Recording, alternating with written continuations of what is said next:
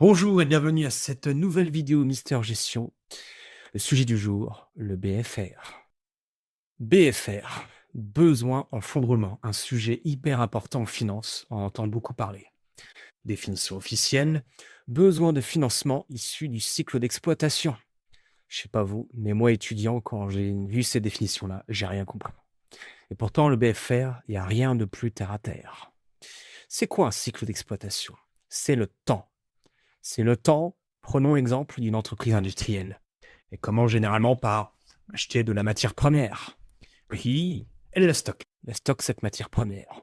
Ensuite, elle va fabriquer son produit fini grâce à ses stocks. Puis, elle va à nouveau stocker ses produits finis. À la fin, elle va vendre ce produit final. Ouah, c'est fini. Ça, c'est la première partie, liée au flux logistique. Et ensuite, vous allez vous réfléchir et vous dire, ouais, mais il y a une autre chose essentielle dans mon entreprise, la trésorerie, les encaissements, les décaissements. Ils interviennent où dans tout ce flux? Déjà, la matière première, par chance, généralement, vous n'allez pas la payer tout de suite. Vous allez réussir à avoir un délai fournisseur.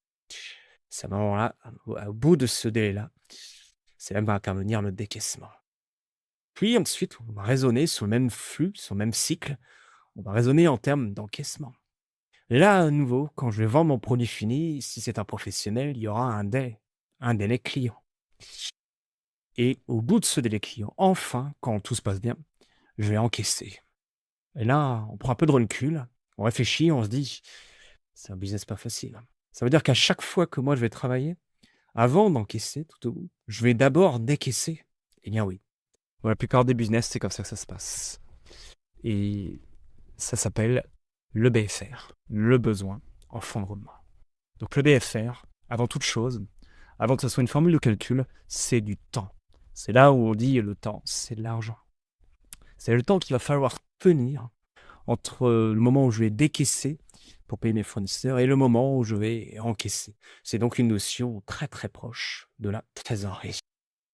Le BFR, c'est avant tout un calcul. Si on prend un exemple avec un bilan classique actif-passif, à l'actif, on va utiliser ces mots-là. Les stocks, les créances clients. C'était dans le schéma d'ailleurs.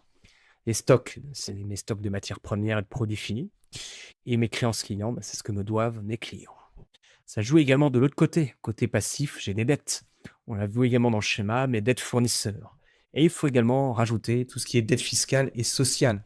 Les dettes liées au salaire, aux cotisations sociales, à la TVA par exemple.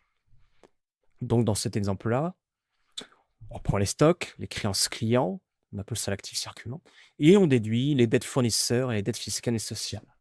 Ce chiffre-là, dans l'opération, ça fait 1370 euros. C'est ce qu'on appelle le BFR d'exploitation, le BFRE. Et cette somme-là, les 1370, ou on peut raisonner en cas euros, il s'agit donc de 1 370 000 euros, c'est l'argent dont j'ai besoin pour tenir entre le moment où je paye mes fournisseurs et au moment où enfin j'encaisse mes clients. Alors c'est une somme d'argent, mais souvent c'est également exprimé en jours de chiffre d'affaires, puisque ce BFR, j'achète, je revends, etc., c'est très lié au chiffre d'affaires. Dans mon exemple, avec mes calculs, le BFR, ça ferait 17 jours. Ça veut dire dans ce cas-là il se passerait 17 jours entre le moment, en moyenne, où je paye mes fournisseurs, où je décaisse, et au moment où j'encaisse. 17 jours. Et ça, on peut le valoriser également en nombre de jours dans toutes les thématiques, dans toutes les catégories qui intègrent le BFR. On peut évaluer le délai de rotation des stocks. Donc là, en moyenne, mes stocks restent 20 jours à l'intérieur de mon entreprise avant d'être utilisés ou vendus. Le délai moyen client, également appelé DSO, eh bien, dans mon exemple, il est de 20 jours. Délai moyen client qu'on peut calculer à partir du chiffre d'affaires et des créances clients directement par un calcul mathématique à partir du bilan. Et on peut faire pareil avec le délai moyen fournisseur, le DPO, 24 jours dans mon exemple. Donc ici, ce sont des indicateurs qu'on va généralement très suivre dans l'analyse financière dans un tableau de bord. Et dans toutes les plaquettes des cabinets comptables, souvent, elle est présente. Alors ce BFR, il est présenté comme quelque chose de négatif, quelque chose de pas agréable à tenir. Mais parfois, il y a des entreprises où c'est l'inverse, où elles peuvent carrément avoir un BFR négatif. Alors un BFR négatif, on va appeler ça un EFR, un excédent de fonds de roulement. Et c'est génial. Ça veut dire que vous encaissez vos clients avant de payer vos fournisseurs sur ces biens même que vous avez vendus à vos clients. C'est quand même chouette ça. Vous avez l'argent avant de payer vos fournisseurs. Incroyable. Alors, c'est assez rare. Dans l'industrie, c'est quasiment inexistant, sauf à faire payer énormément d'acomptes.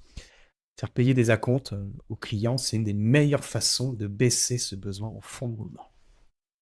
Deuxièmement, il y a des secteurs clés où c'est souvent comme ça que ça se passe. La grande distribution. Sujet merveilleux en termes de BFR, puisqu'il est négatif. Parce que les clients, généralement, ils payent de suite à la caisse, alors que les fournisseurs sont généralement payés avec les délais de paiement habituels prévus dans la loi de modernisation de l'économie. 20 ou 30 jours dans l'alimentation et environ 60 jours dans les cas classiques.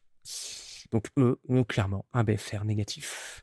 On peut citer également le secteur des assurances, qui se retrouve également avec un BFR négatif, puisque les clients payent d'abord leur prime d'assurance avant que l'assureur eux-mêmes leur paye un jour en cas de problème les indemnités d'assurance. Voilà pour le BFR, c'est une notion qui est très clé dans un business plan. Le business plan, c'est un prévisionnel dans lequel vous allez présenter à vos financeurs votre projet, les investissements que vous avez besoin et donc le financement que vous leur réclamez. Généralement, il y a 2 colonnes. L'emploi, là, il y aura tous les investissements nécessaires, et les ressources, les moyens de financement.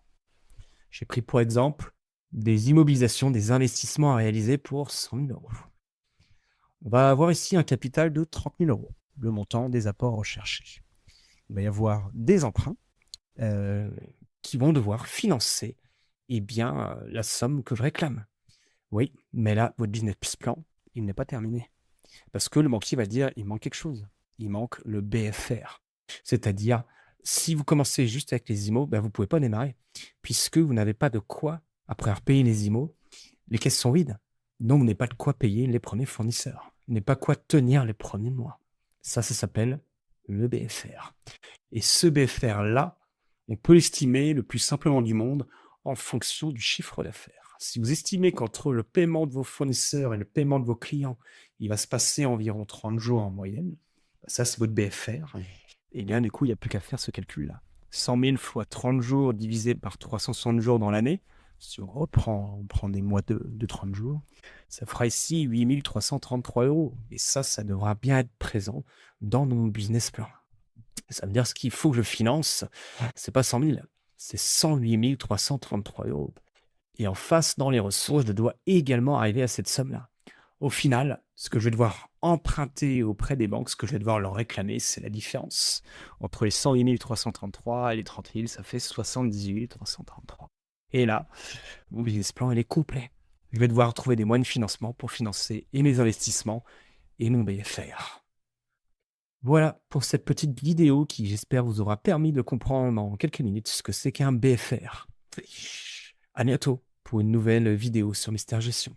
Au revoir.